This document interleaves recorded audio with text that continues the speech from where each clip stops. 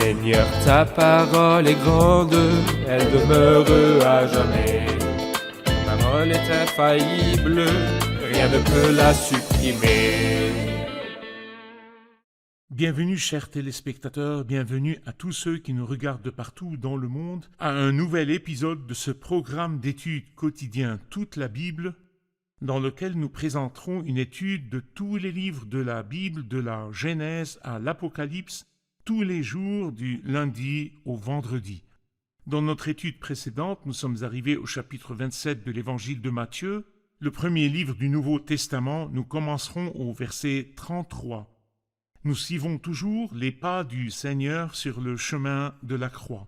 Après notre discussion à propos des jugements dans l'épisode précédent, aujourd'hui, nous étudierons certains des événements de la croix. Avant la croix, le Seigneur a fait face à beaucoup de souffrances aux mains du peuple. Les événements de la croix, les événements des premières heures où il a souffert aux mains du peuple, et les événements des heures de la nuit où il a souffert aux mains de Dieu, le juge juste, tout ceci sont le thème de l'épisode d'aujourd'hui. Laissez-moi au début de l'épisode accueillir mon invité, le frère Youssef Riyad. Bienvenue, frère Merci, Youssef. frère Riyad. Nous accueillons aussi nos invités, soyez les bienvenus. Nous commencerons notre lecture au verset 33, il est écrit « Arrivé à un endroit appelé Golgotha, ce qui signifie « lieu du crâne », ils lui donnèrent à boire du vinaigre mêlé de fiel, mais quand il l'eut goûté, il ne voulut pas boire. Ils le crucifièrent, puis se partagèrent ses vêtements en tirant au sort, afin que s'accomplisse ce que le prophète avait annoncé. Ils se sont partagés mes vêtements, et ils ont tiré au sort mon habit. Puis ils s'assirent et le gardèrent. Pour indiquer le motif de sa condamnation, on écrivit au-dessus de sa tête « Celui-ci est Jésus, le roi des Juifs ». Avec lui furent crucifiés deux brigands, l'un à sa droite et l'autre à sa gauche. S'il vous plaît, frère Youssef, parlez-nous de l'endroit où le Seigneur a été crucifié, appelé Golgotha, c'est aussi le lieu du crâne. Golgotha, ou le lieu du crâne, est probablement le lieu le plus célèbre de la terre entière. Certains pensent qu'Adam a été enterré là-bas. Suite à cela, nous sommes capables de dire que c'est l'homme ancien qui a été enterré là-bas. Quand le Christ est mort sur la croix, comme nous le voyons dans Romains 6, il dit cela, « Nous savons que notre vieil homme a été crucifié avec lui. » Cette entité corrompue, cet homme ancien, est mort à Golgotha. Golgotha est une tête sans cervelle. Et certains disent que la croix a montré combien l'homme est sans cœur, et j'ajouterai en disant qu'il est aussi sans cervelle. C'est-à-dire l'homme est sans cœur, bien sûr, et sans cervelle parce qu'il a commis un crime aussi horrible. Dans cet endroit-là, le Seigneur Jésus-Christ a été crucifié et c'est là que l'homme ancien est mort.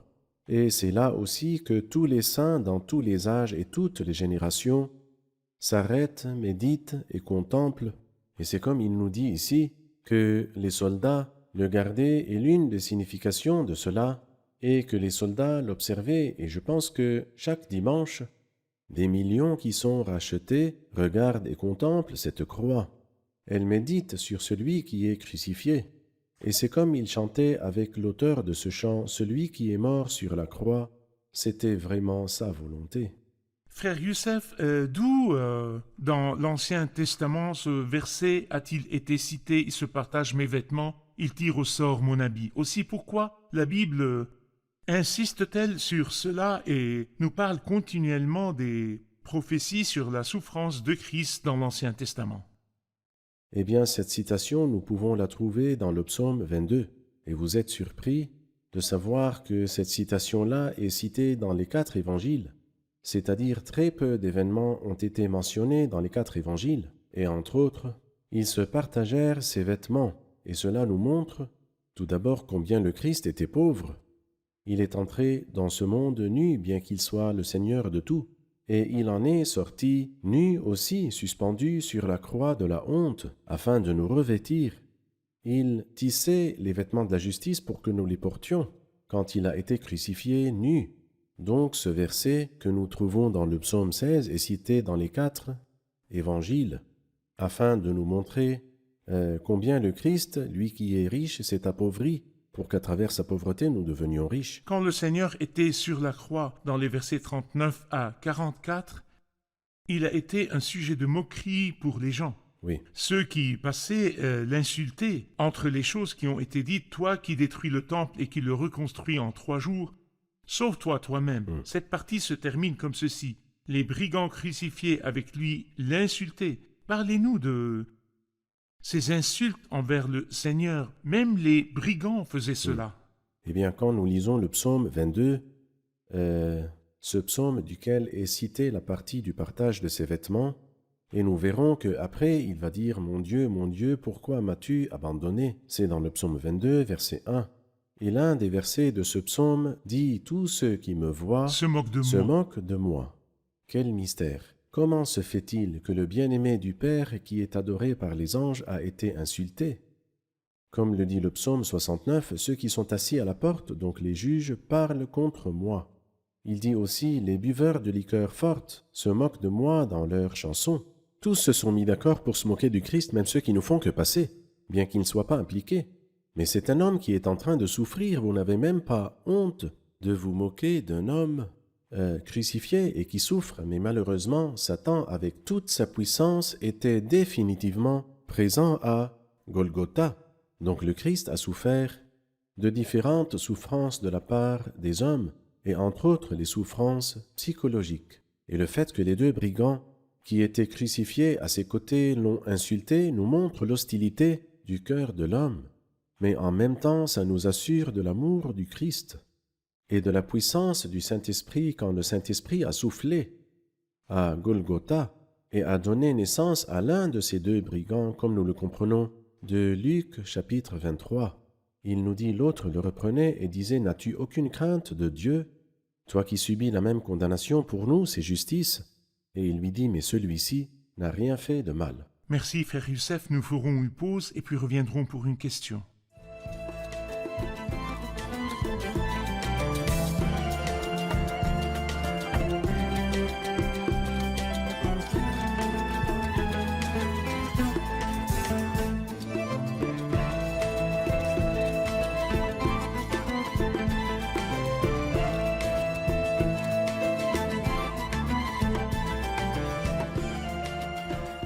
Dans le verset 46, vers 3 heures de l'après-midi, Jésus s'écria d'une voix forte, « Élie, Élie, lama sabachthani », c'est-à-dire « Mon Dieu, pourquoi m'as-tu abandonné ?» Pourquoi le Seigneur a-t-il utilisé l'appellation « Mon Dieu » et non l'appellation « Mon Père » À vous, frère Youssef. Eh bien, nous remarquons que le Christ a dit 7 phrases sur la croix. La première phrase et la 7e commençaient par « Mon Père ». Parfait. Mon Père, pardonne-leur, et ça c'est la première phrase. Et la 7e, Père, entre tes mains, je remets mon esprit. Mais ici, c'est la phrase la plus importante, si je peux bien le dire. Pourquoi je dis qu'elle est la plus importante? Parce que c'est la seule phrase qui est mentionnée dans plus d'un seul évangile, l'évangile de Matthieu et l'évangile de Marc, alors que toutes les 6 autres phrases ont été mentionnées une seule fois dans les évangiles. C'est la phrase du milieu. Et c'est la phrase du milieu, voici une autre raison. Et c'est la phrase qui a été enregistrée avec les mêmes mots exacts que Jésus a dit, c'est-à-dire en araméen, avant d'être traduit plus tard dans la langue grecque ou la traduction à notre propre langue, la traduction française. Et ensuite, elle est citée de l'un des psaumes messianiques les plus importants, qui est le psaume 22, qui est peut-être le psaume le plus important. Et pour toutes ces raisons-là, cette phrase est mentionnée. Mais la question est, pourquoi a-t-il dit « Mon Dieu », pour une simple raison. C'est parce que à ce moment-là, il représentait l'humanité, il représentait les pécheurs. Ce n'était pas du tout approprié de dire « Mon Père, pourquoi m'as-tu abandonné ?» Car le Père n'a pas abandonné son Fils. Oui, mais Dieu a abandonné le Christ, qui a en réalité pris la place des pécheurs et les a représentés. Moi, je mérite d'être abandonné parce que j'ai commis des péchés. Et le Christ n'a pas commis de péché, mais il a porté le péché à ma place. Et parce qu'il a porté le péché à ma place, ce n'était pas approprié de dire « Mon Père, pourquoi m'as-tu abandonné ?» mais plutôt « Mon Dieu, mon Dieu ». Il représente Youssef et représente chacun de nos téléspectateurs qui ont cru dans le Christ. Donc il a dit « Mon Dieu, pourquoi m'as-tu abandonné ?» Donc, pour éviter tout manque de compréhension, Dieu, quand en tant que Père, n'a jamais abandonné le Fils. Quand Oui, Christ dit « Mon Père », c'est une relation d'amour. Mais Dieu, en tant que juge juste qui a vu le péché sur son Fils sur la croix, en tant que Christ ici qui portait le péché, il s'adressait à Dieu en tant que juge juste. Mon Dieu, pourquoi m'as-tu Exactement. abandonné ?» Mais le Père est Dieu. Il Très est le bien, même que bien Christ sûr. a appelé, mais dans cette situation, il était le juge juste.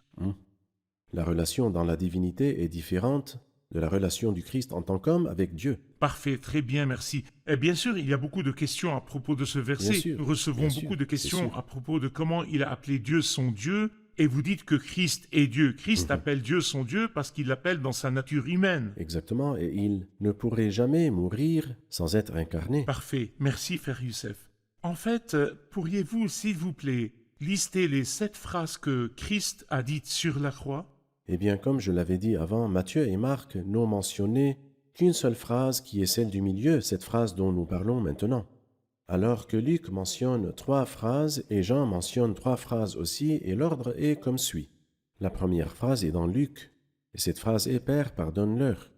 Et la deuxième phrase est probablement pour la Vierge Marie, quand il dit « Femme, voici ton fils ». Et puis il dit aux disciples « Voici ta mère ». Très bien. La troisième phrase a été dite aux brigands repentants d'après Luc, chapitre 23. « Je te le dis en vérité, aujourd'hui, tu seras avec moi dans le paradis ». Ces 3 phrases ont été dites dans les heures de lumière. Ensuite arrivent les heures de ténèbres, 3 heures d'obscurité. Il les a scellées avec cette phrase « Mon Dieu, pourquoi m'as-tu abandonné ?» L'obscurité était une expression de l'abandon de Dieu vis-à-vis du Christ en tant que représentant des pécheurs. Et puis ensuite, après cela, nous lisons la 5e phrase, d'après l'évangile de Jean, chapitre 19, Jésus dit « J'ai soif ». Et la 6e phrase, également d'après Jean, chapitre 19, « Tout est accompli ». Ensuite, la 7e et dernière phrase, comme je l'ai dit, il dit « Père, je remets mon esprit entre tes mains ». Très bien.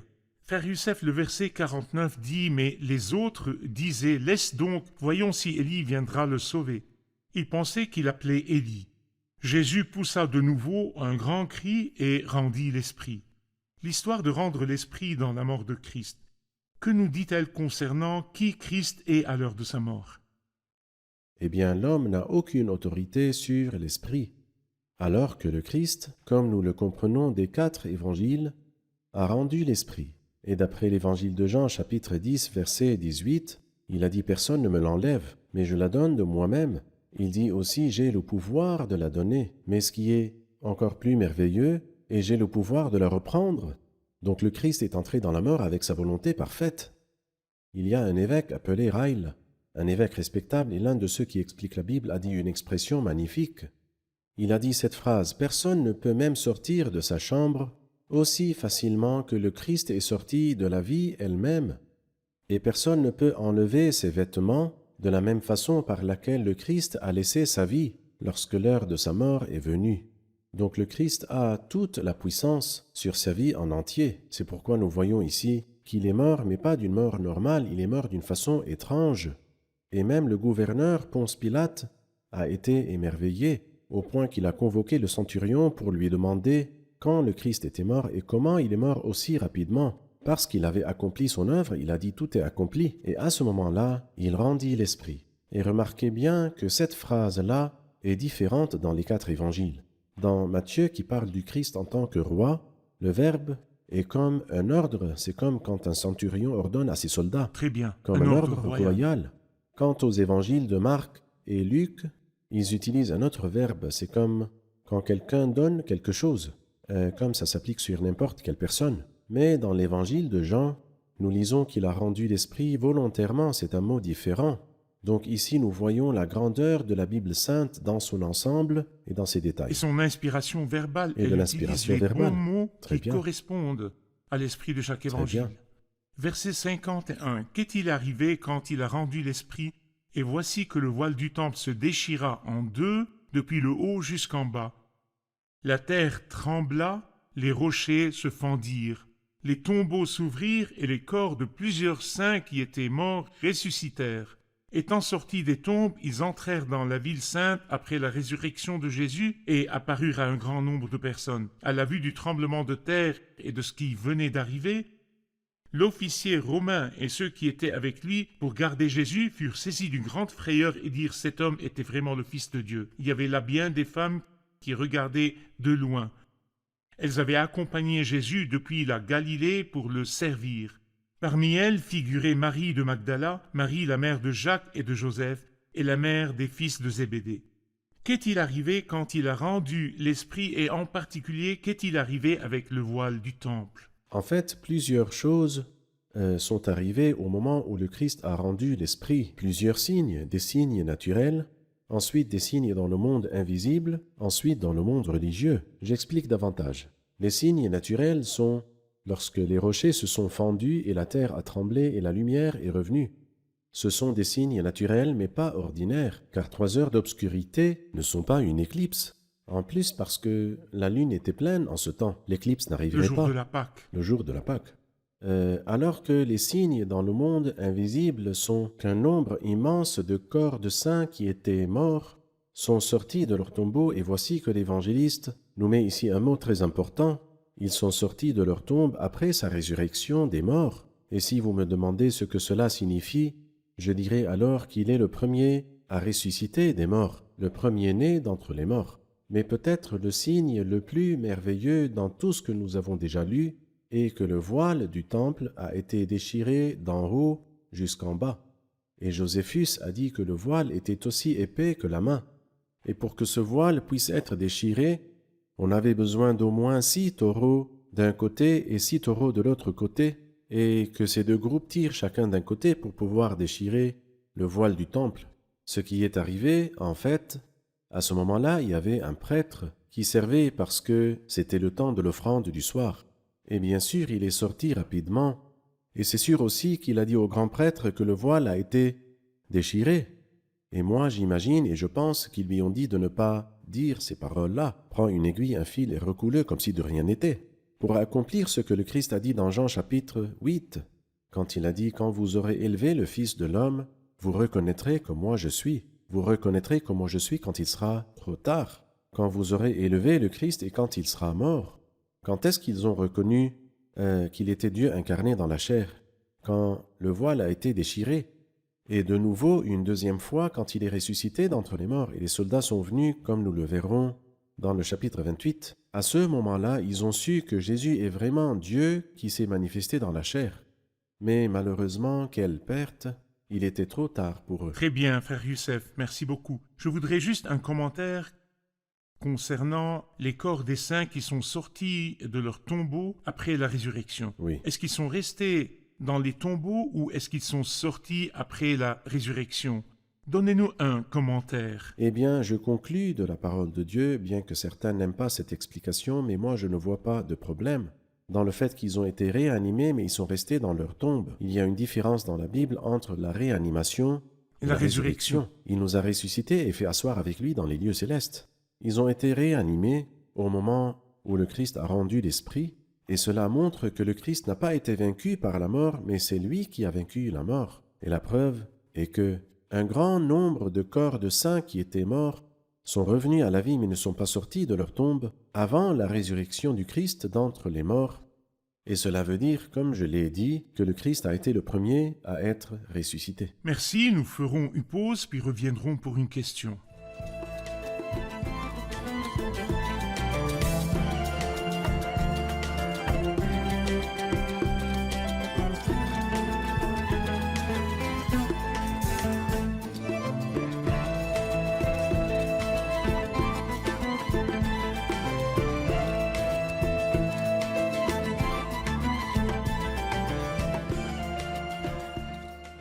Nous voudrions avoir une idée, frère Ayad, concernant ce qu'ils utilisaient pour s'occuper des crucifiés après leur mort, et comment ils se sont occupés de Christ après sa mort.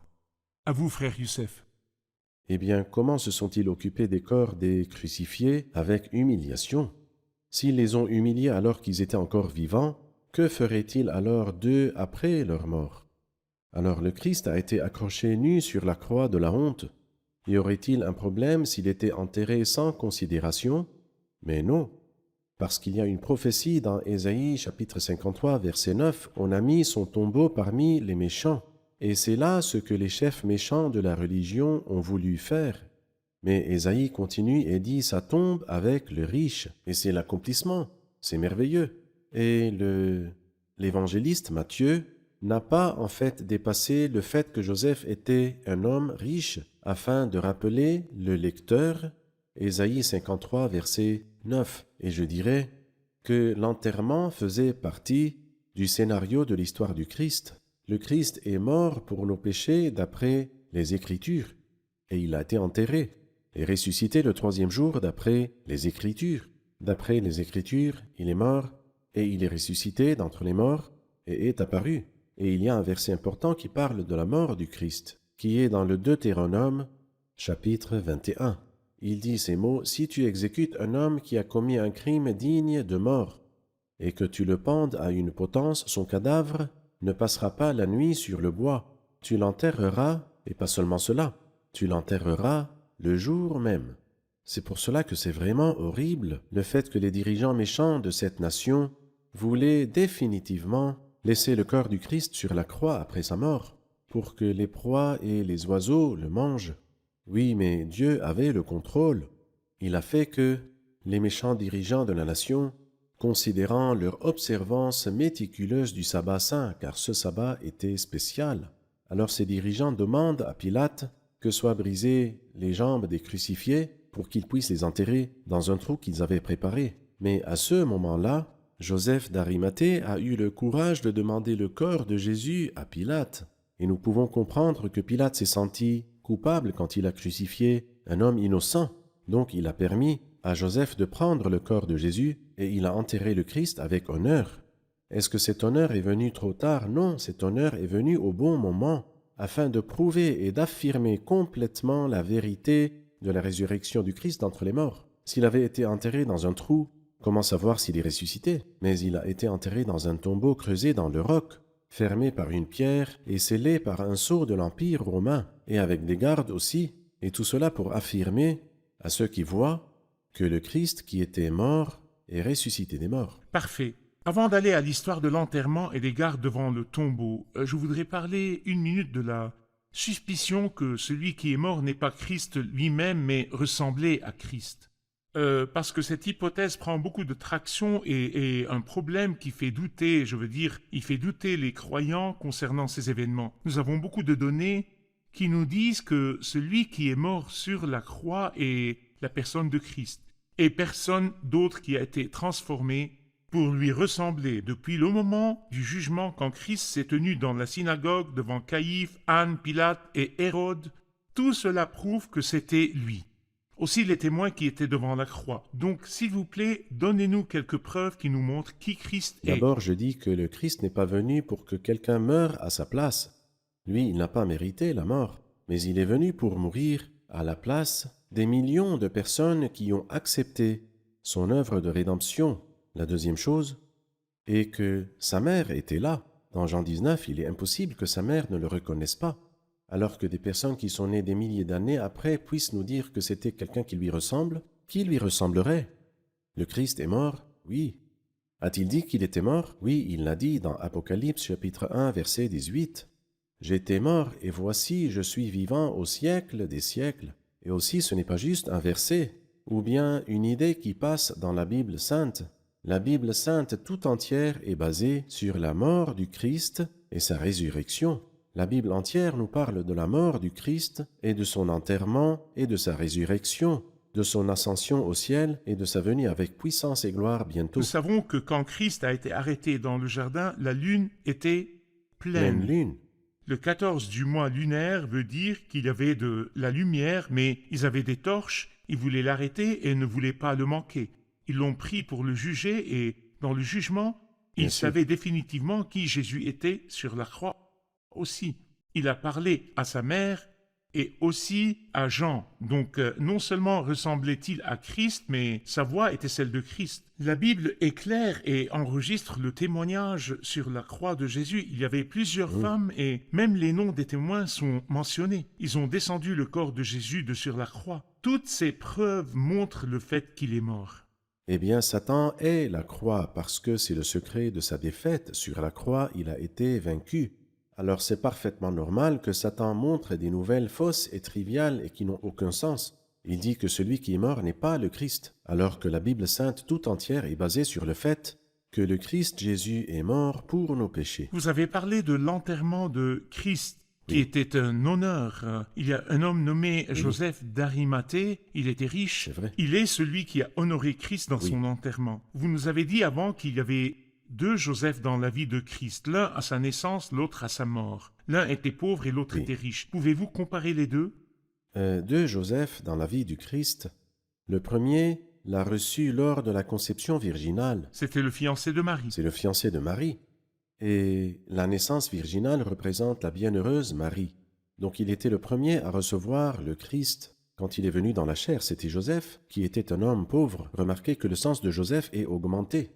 Et c'est comme si le juste Joseph, en recevant cet enfant, lui disait « Il y aura beaucoup de pauvreté qui t'attend. Toi tu viens, et moi je suis vraiment désolé que tu doives naître dans une mangeoire d'animaux. Mais c'est juste le début, c'est juste le commencement et tu auras beaucoup de pauvreté. » Et nous savons comment le Christ a vécu. Pendant 33 ans, il est devenu pauvre alors qu'il était riche. Mais ici, à la fin de la vie du Christ ou bien après la mort du Christ, un autre Joseph l'a reçu, Joseph d'Arimathée, qui était un homme riche d'après Matthieu chapitre 27. Et quand il l'a reçu, comme s'il voulait lui dire que encore plus d'honneur et plus de gloire et plus de puissance t'attendent. C'est le commencement. Je t'enterrerai dans cette tombe, mais ce n'est pas la fin d'être enterré dans une grande tombe, car Dieu te ressuscitera d'entre les morts. Et Dieu aussi t'élèvera et tu siégeras à sa droite dans les lieux célestes. Et tu reviendras bientôt dans ce monde, et à ce moment-là, tout genou fléchira devant toi, que ce soit volontairement ou même s'ils ne le veulent pas. Celle-ci est la grandeur qui attend le Christ. Elle commence par le fait qu'il a été enterré par Joseph d'Arimathée dans un nouveau tombeau. Que Dieu vous bénisse, frère Youssef. Nous avons toujours la partie des gardes du tombeau, mais nous la reporterons à la fois prochaine dans le prochain épisode de l'Évangile de Matthieu. Amen. Nous révisons l'épisode avec nos invités. Qu'avons-nous appris aujourd'hui?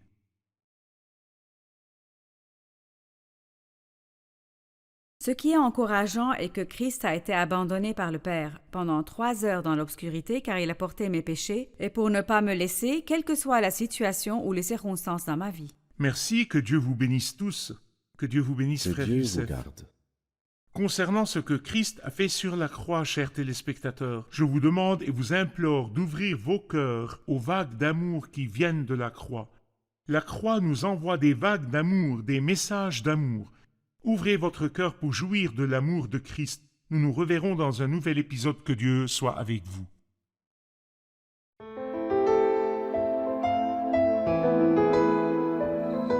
Seigneur, ta parole est grande, elle demeure à jamais. Ta parole est infaillible, rien ne peut la supprimer.